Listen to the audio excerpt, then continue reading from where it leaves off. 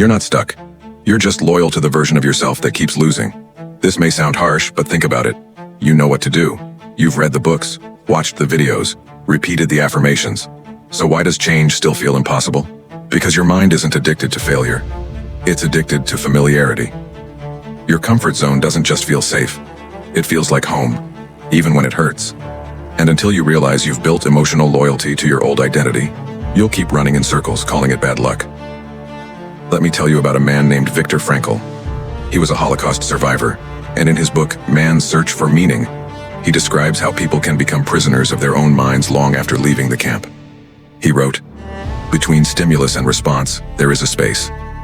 In that space is our power to choose our response. That space, that tiny pause between habit and decision, is where freedom begins.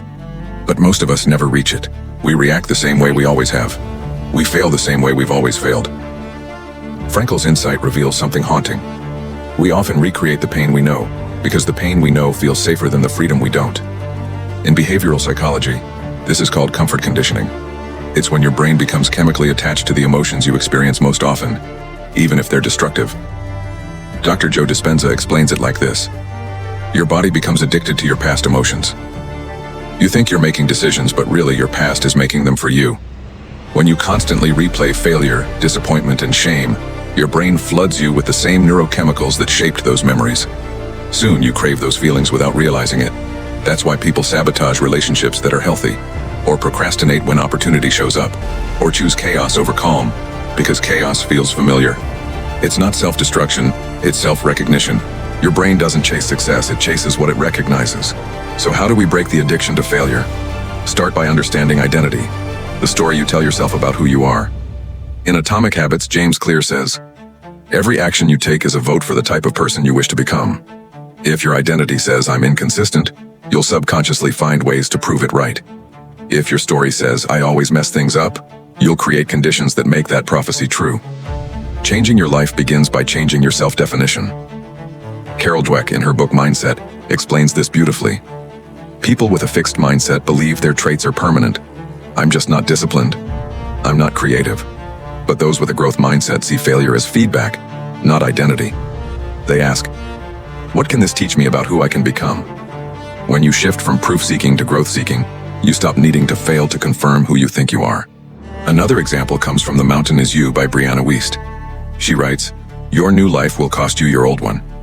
And that's why change feels like grief, because you're breaking emotional ties with the self that once kept you safe.